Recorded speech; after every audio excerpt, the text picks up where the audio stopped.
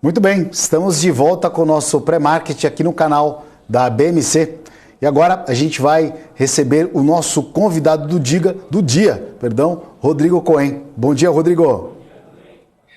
Bom dia, Marco. Bom dia, BMC. Fala, galera. Prazer estar aqui com vocês. Obrigado pelo convite. E vamos lá. Vamos lá, já começamos o mercado quente hoje aqui, hein, cara? Minha bolsa já está com uma queda de 0,75% nesse momento. E o dólar futuro, né? O dólar futuro lá, ele já ronda a casa dos R$ 5,40, ou 5,400. Mercado Mal-Humorado aí, o que você tá pessimista igual o mercado hoje, Rodrigo? Porque o que me chama a atenção é que o mercado não fez nem a correção positiva de ontem das bolsas lá fora. Já abriu de mau humor, acompanhando o movimento que agora é generalizada a queda das bolsas. Uma queda moderada, nada brusco, mas é uma queda generalizada. E o Brasil ignorou a ligeira alta, uma alta de 1% em média das bolsas de ontem. Você também está pessimista ou está mais otimista que o povo do mercado aí? Olha, eu sou um eterno otimista, entendeu? Porque a maioria das pessoas que eu vejo, não tô achando, não tá bom, não. Eu sou sempre otimista. É claro que a gente vai comprar na hora que der para comprar, né? Mas eu sou sempre otimista. E a gente tem aqui, Marco, é muito engraçado, né? O mercado, ele às vezes é muito impactado, né, pelo cenário externo. E às vezes ele simplesmente ignora o cenário externo e fica impactado, né, pelo cenário doméstico aqui. Então, nesse momento a gente vê muito mais, obviamente, o Brasil agora, né, o nosso índice aqui caindo 0,6, abriu forte, né, abriu bem nervoso. E o dólar, né, agora subindo também 0,6. Eu acho muito mais pelas questões internas aqui do que pelo cenário externo. Assim, na minha opinião, é importante a gente sempre ressaltar que tudo, estava vendo você conversar com o Guga, né? É tudo um cenário muito incerto para a gente, né? Tudo uma dúvida, o que vai acontecer, o que o Lula vai fazer, o que ele vai falar, o que o Alckmin, o que o Lula vai falar no pronunciamento dele hoje, quem o Alckmin vai nomear, né, na PEC, né, no processo de transição. Então, isso tudo uma dúvida muito grande, e quando tem dúvida muito grande, incerteza, insegurança, o mercado fica naquela, dólar sobe e índice desce. Vamos esperar ver se a gente tem alguma coisa boa para a gente poder comemorar e o mercado voltar a subir. O pessoal nem está muito preocupado com Copa do Mundo, viu? Ninguém fala em Copa, está falando só em economia e política aí. Qualquer timeline que você abre aí, bicho, é só a galera falando de política, manifestação, ministro, Copa do Mundo. Eu não tô nem sabendo quem tá treinando, quem é a escalação da seleção. Você sabe quem que é? Eu não sei quem é o goleiro, viu? Se é o Alisson, se é alguém que vai entrar. Ninguém tá falando de Copa do Mundo, Cohen. Cara, deixa eu fazer uma pergunta, aproveitando aí, já que você é um cara que tem uma bagagem grande em mercado financeiro, já tá há bastante tempo, é um operador aí. Vamos falar um pouco do quadro de ações, de carteira de ações, né? Algum setor especial que você gosta ou que você olha com carinho nesse momento de indefinição no Brasil? Momento de indefinição, o melhor é a gente não se mexer muito, porque quanto mais a gente se mexe, mais coisa errada a gente pode fazer, né? Então eu prefiro ficar parado. Se eu estou fora, eu não vou entrar forte no momento, apesar que eu tenho a minha visão sobre o momento, na minha opinião, é um momento bom, né? Europa mostrando, principalmente depois de saíram os dados hoje da Inglaterra, né? Reino Unido mostrando recessão técnica. Então, quando a gente começa a divulgar coisas bem ruins, na minha opinião, está na hora de começar a comprar. Então, essa sempre é a minha visão, né? Porque quem está começando, que é uma grande parte do mercado, começou na época de pandemia, alguns foram mal e acabaram saindo, mas muitos estão começando, não passaram, né, por grandes oportunidades que a gente teve. A gente sabe que a gente pode se beneficiar muito nesses grandes momentos de queda, porque nesses momentos de queda que a gente tem as oportunidades de comprar barato, né, para poder vender caro, e aí sim, quando o mercado começar a falar, não, agora estamos no melhor, né, aquela figura clássica, né, do Cristo Redentor subindo, né, levantando voo. Então, nessa hora que todo mundo quer começar a comprar, ninguém quer ficar de fora, nessa hora a gente já comprou e começa a fazer as primeiras vendas, as primeiras realizações. Então, né, na minha opinião, uma das formas de a gente poder ganhar, né, e vencer nesse mercado é fazendo exatamente diferente da manada, né, da maioria, e comprando quando ninguém quer comprar e vendendo quando as pessoas estão começando a comprar. Então, acho que isso é uma primeira visão. Agora, em relação a... Por isso que eu quis trazer essa introdução, esse contexto, porque eu acho que é importante, muita gente saindo, mas na minha opinião, né, eu sei que juros atrativos aqui, mas na minha opinião é um momento bom para as pessoas começarem, é o que eu estou fazendo, pessoas começarem a pensar em aos poucos entrarem, tanto em bolsa quanto em fundo imobiliário também. É uma coisa que eu tenho feito para mim e eu espero que, né, dessa vez continue funcionando como tem funcionado nos últimos anos, nos momentos aí de grande queda. Em relação ao setor, agora, existe uma instabilidade muito grande. Uns falam que, vamos agora varejo, vamos aproveitar varejo.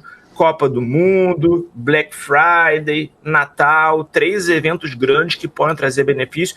Varejo, em geral, no quarto trimestre costuma divulgar resultados bons, né, vendas maiores, então varejo pode ser um setor bom. Aí eu olho o gráfico aqui, posso daqui a pouco mostrar, olho o gráfico aqui e falo, caramba, será que tá bonito isso? Vale a pena comprar? Graficamente os gráficos mostram a mesma coisa? Ou será que é, né, pura expectativa e especulação, né? Aí fala o setor bancário, vale a pena? Cara, para mim banco sempre é bom. Aí Bradesco divulga um resultado ruim, né? Aí tudo cai. Itaú mesmo divulgando um resultado bom também cai. E aí, será que bancos vale a pena? Não, vamos para educação, porque o Lula, né, ele promove muito, ele valoriza muito o setor de educação. Aí você olha lá, Cogna, Educa, entre outros, fala, caramba, cara, acho que também o setor de educação está bem sacrificado. Então vamos para o minério, né? Minério, China, minério é um dos poucos que tem subido semana passada, né? Minério e siderurgia subiu, né? Vale, CSN, Uzi Minas, Gerdau, vamos para eles, poxa, mas já está muito no topo. Então será que realmente ainda vale a pena comprar ou eu vou entrar no FOMO, né? No Fear of Missing Out, né? Eu quero entrar para não ficar de fora, mas vou comprar no topo, comprador de topo, né? Então cenário bem complicado. Então eu acho que eu mexeria o mínimo possível na minha carteira e começaria a fazer pequenas apostas, porque eu acho que é um momento interessante para a gente começar a pensar em entradas. O Guga, ele na semana passada, conversando no backstage com ele é um grande comprador de Vale aí para os próximos meses, né? Eu também acredito, e não é call, não está dando call, talvez um papel que eu acreditaria. Porque a gente entra no movimento seguinte, primeiro, que a renda variável ela é muito sensível e acaba tudo se tornando uma palavra que não é muito legal de se falar, mas acaba sendo uma aposta, né, de uma certa forma. Porque quando você compra uma ação, vamos falar da forma mais simples de investimento para quem vai para a renda variável, é você primeiro acreditar naquele setor, acreditar naquela empresa. E aí surgem os 5 milhões aí de possibilidades de especulação, em que fala, olha, a Petro que vai ser isso, vai ser aquilo, e vendas no varejo. Mas pode ser um tiro no pé, por exemplo, se, como você até acabou citando, Black Friday, Natal, como já teve decepcionando em anos anteriores, a ação, ao invés de subir, ela despenca, porque a outra possibilidade de receita dela vai ser longínqua. Mas eu, particularmente, o Cohen, eu gosto de acompanhar assim. A gente é um país tupiniquim, a gente segue o mestre, né? Então não adianta a gente imaginar que o Brasil ele vai ganhar e ter vida própria, por mais que a gente tenha uma agricultura abundante e uma série de outras coisas. Porém, os indicadores que acabam saindo lá fora dos setores que dão um grande norte para nós aqui, como por exemplo, quando a gente tem o setor financeiro lá os bancos, os principais bancos do mundo lá, principalmente que estão centrados lá nos Estados Unidos, né? Quando os balanços começam a vir de uma certa forma positivo e acaba saindo de forma antecipada lá, dão um norte para que naquele momento aqui a gente possa aproveitar essa oportunidade. Mas o que talvez o investidor e as pessoas que estão no início do mercado não tenham consciência é que não adianta você casar com aquela ação, com aquele papel para a vida inteira. A gente tem que aproveitar o momento de volatilidade e na verdade, de alta, né, digamos assim, já que você está comprando um ativo, e ter uma porcentagem melhor do que você tinha no investimento, como você disse, num próprio fundo imobiliário, né? Então, se você faz algum tipo de investimento no qual ele te traz uma rentabilidade de X% e isso supera todos os outros investimentos que você tem, eu acho que é prudente a pessoa realizar o lucro. Você, né, uma pergunta pessoal, você tem alguma margem de porcentagem em relação que você considera satisfatória para os seus investimentos pessoais? Por exemplo, olha, eu coloco um papel, ele deu 5%, eu já realizo o lucro, deu 10% ou não? Você vai até o gráfico infinito e ele que manda? Ótima pergunta. Eu queria só aproveitar e mandar um abraço para a galera do chat, que eu estou ouvindo aqui as pessoas do chat falando, mandar um abraço para o MPK, para o Peter, para o Regis, Carlos Lima, galera do chat participando aqui bastante, então, né, tem que sempre me comunicar com as pessoas aqui. Sim, claro. Vou dar minha visão como investidor, apesar de eu ser analista também, fazer recomendações, mas eu vou dar minha visão como investidor, porque eu também invisto. Tem 2 pontos aqui. Primeiro ponto é a gente deixar, né, o que eu faço muito, isso me ajudou muito, principalmente na pandemia, é a gente deixar um espaço para a gente poder investir em momentos de oportunidade. Então, na pandemia, o que eu fiz? Né? Eu tinha um grande percentual em renda fixa, tá? Em torno de 60%, 70% em renda fixa. E na pandemia, quando ninguém queria comprar, eu comecei, avisei inclusive as pessoas, eu comecei a tirar uma grande parte, né, resgatar os fundos que eu tinha, CDBs, os títulos que eu pudesse resgatar e comecei a alocar em renda variável. Quando a gente vê que a bolsa vai entrar num momento mais difícil, aí é a hora da gente tirar, né? Ou quando está muito esticada, é a hora da gente tirar um pouco do dinheiro de renda variável e voltar para a renda fixa, aproveitando essa alta aí dos juros. No momento atual, o que eu estou fazendo é, de novo, essa volta, né, para a renda variável, porque é um momento que ninguém quer, como eu falei, eu acho que é um momento interessante. Então, a primeira coisa é essa, Marco, eu acho que é importante a gente ter essa visão de alocação da nossa carteira, porque se a gente fica só comprado para longo prazo, se a gente é um holder, e eu não tenho nada contra holder, eu acho que assim, nada é para sempre. Você falou da Vale, eu amo a Vale. Você falou eu amo Vale, eu amo YouTube, eu amo empresas que, assim, para longo prazo, se for escolher entre Petro e Vale, eu prefiro Vale. Teve, inclusive, uma migração boa, né, de quem escolhe entre as duas, né, Petro e Vale, uma migração boa de investidores saindo de Petrobras e entrando em Vale. Porque, é óbvio, estabilidade, né, governo agora, ingerência sobre as estatais e tal, isso faz, obviamente, que os investidores tendam a ficar com um pouco mais de medo. Isso ajudou a Vale a subir também, não só o minério, China, mas também essa migração dos investidores. Então, assim, eu acho que é importante ter sempre preparado para boas oportunidades para a gente poder ganhar. Quantas pessoas que eu não ouço falando, poxa, Cohen, eu queria investir mais, queria comprar mais ações agora, pena que eu já estou todo alocado, não tenho dinheiro novo para colocar. Aí ferra, né? Porque senão aí você não vai conseguir aproveitar essas oportunidades. Essa é a primeira coisa. Agora, em relação a objetivos, o que eu faço? Depende do ativo, né? Fundo imobiliário, longo prazo, eu vou só colocando. Né? Eu invisto em criptomoedas também, que eu também gosto. Agora, na queda grande, né, que teve, né, o episódio aí da FTX, caiu bastante e eu, né, já avisei, se cair mais, eu dobro a mão. Eu gosto, né? Criptomoedas é uma coisa que é interessante. E eu penso para longo prazo. Eu penso que tem um upside bom até o topo histórico dela. Então, a minha visão é essa. Por exemplo, para quem, né, está começando a comprar aqui, não quer abrir uma conta no exchange. Aí eu compro, muitas vezes eu compro aqui, né, um ETF, tá? Eu compro o Hash 11, por exemplo. Não estou recomendando nada, estou dizendo que eu faço para mim. Eu compro o Hash 11. Está na bolsa aqui, é uma cesta de cripto, tem mais Bitcoin, Ethereum, tem um pouquinho das outras lá. Eu compro o Hash 11. Cara, ótimo. Se o Hash 11 cair mais, eu vou comprar mais. Está aqui a nossa bolsa, não tem risco da exchange quebrar, acontecer alguma coisa, o nosso dinheiro ficar lá preso e tal. Então é uma forma que eu faço. Aí o que eu fiz? Eu olhei, eu vi, Hash 11, até o topo histórico dela, que faz pouco tempo, né? Ela tem um upside de 300%. Tá? Poxa, pode crescer 3 vezes. Ótimo. Qual é o upside que tem, por exemplo, Vale? Ou que tem YouTube? Ou que tem qualquer outra empresa dessas? Né? Vai ser o quê? 90? Vai ser 80? Que é bastante, mas não é, né? O que vale é uma cripto. Então, nesse caso, eu dou, muitas vezes, preferência para o que tem uma oportunidade maior. E quando eu invisto em ação, né, eu faço trades mais curtos, eu boto objetivos gráficos, não boto objetivos fixos.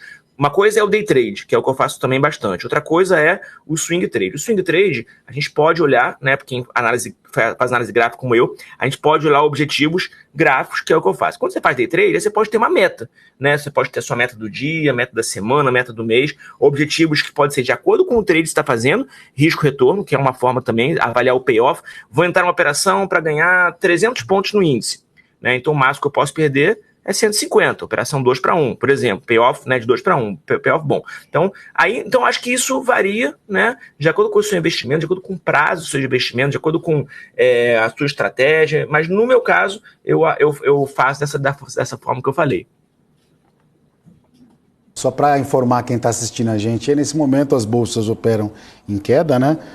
Quem está liderando a queda é a Bolsa da Alemanha, com uma queda de um pouco mais de 1%, mas as principais bolsas americanas operam com uma leve queda, praticamente no 0 a 0, mas com um tom negativo. Quero aproveitar já então o seu conhecimento de gráfico, Cohen, se você puder permitir compartilhar a tela e falar um pouquinho do nosso índice agora aí, o que você está enxergando nesse momento, já que ele abriu um pouco mais azedo, né? Está esboçando uma leve reação, já que o dólar nesse momento também, que subia, ele está praticamente aí no 0 a 0, né?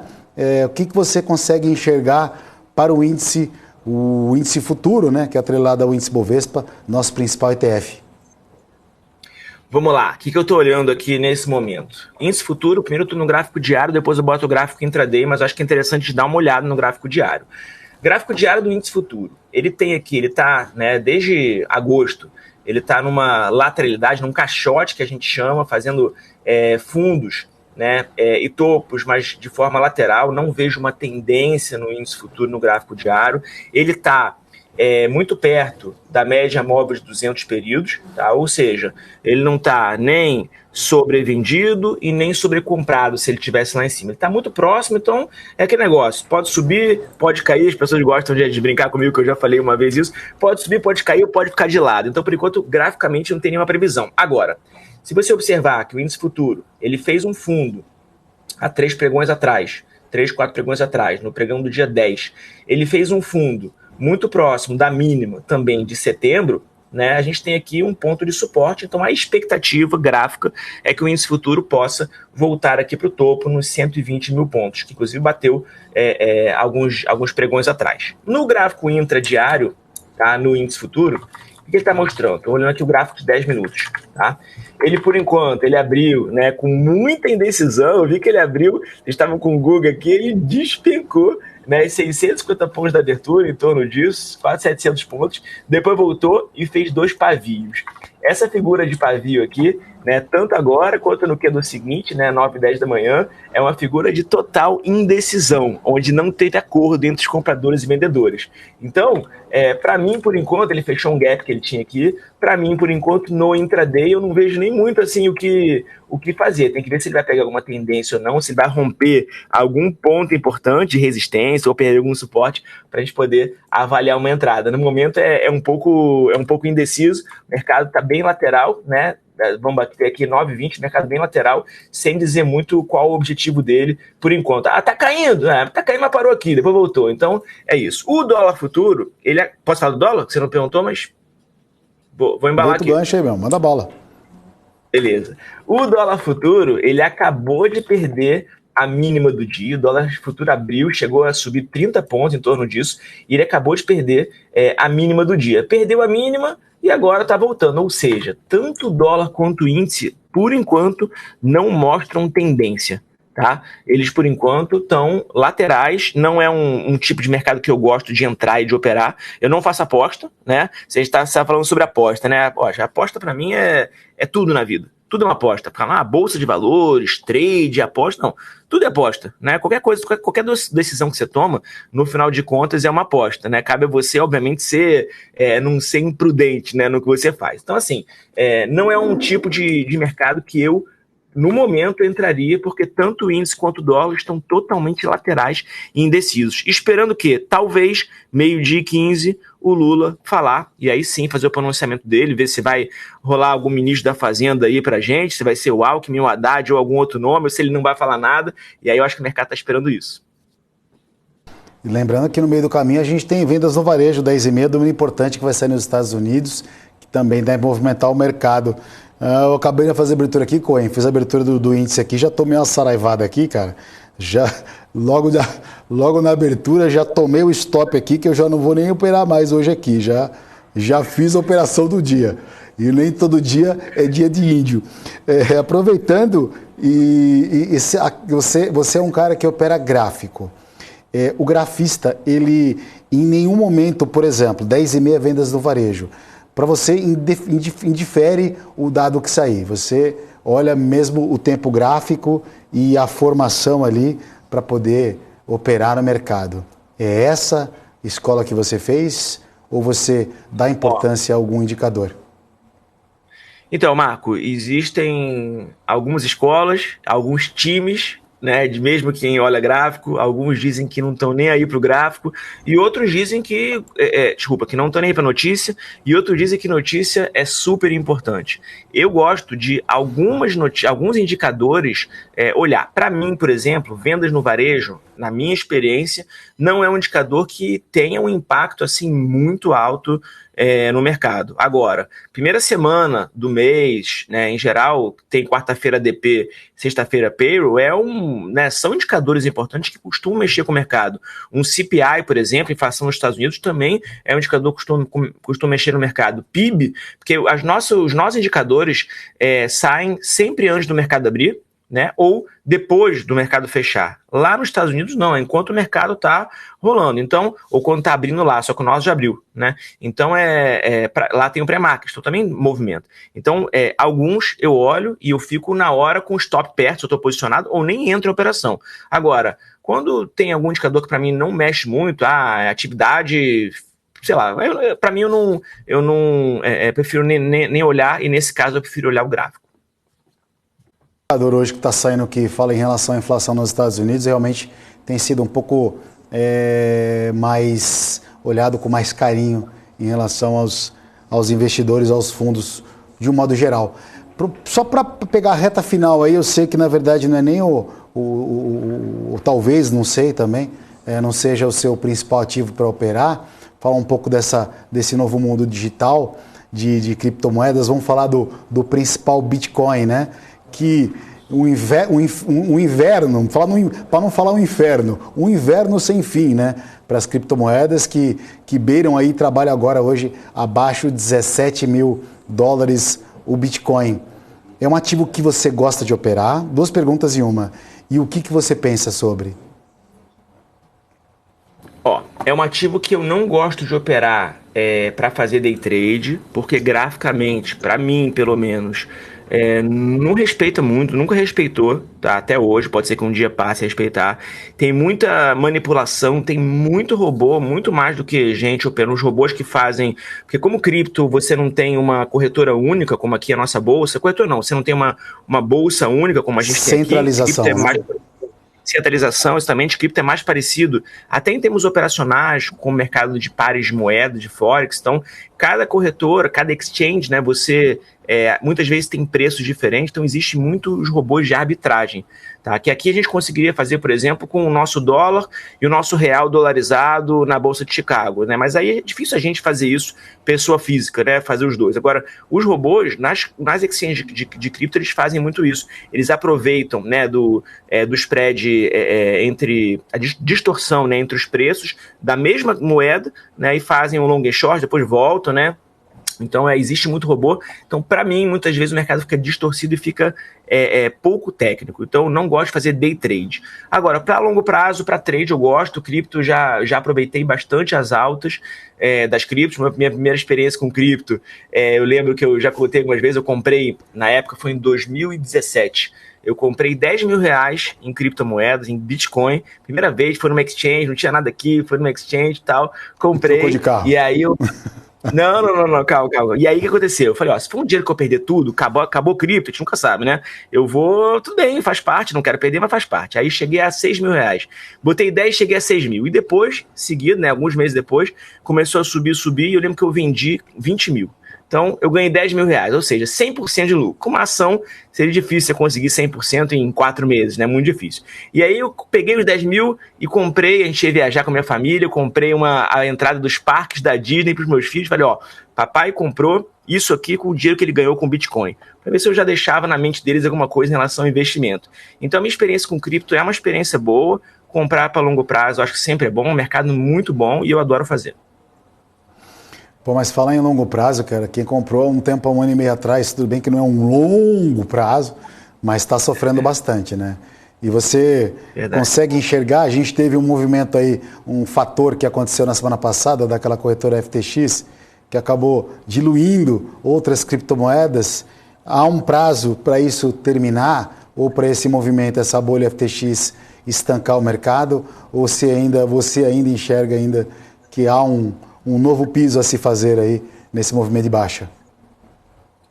A gente sabe que o mercado ele é muito mais emoção do que razão. Nesse caso, FTX, tudo bem, né? Mas assim, o que eu vejo é o investidor entrando, seja em cripto, seja em fundo imobiliário, em qualquer coisa, bolsa, e né, começa a perder um pouco, desvalorizar o que ele entrou, ele já fica nervoso, já quer sair, já fala mal, fala que não dá para ganhar dinheiro com aquilo, fala que aquilo não serve.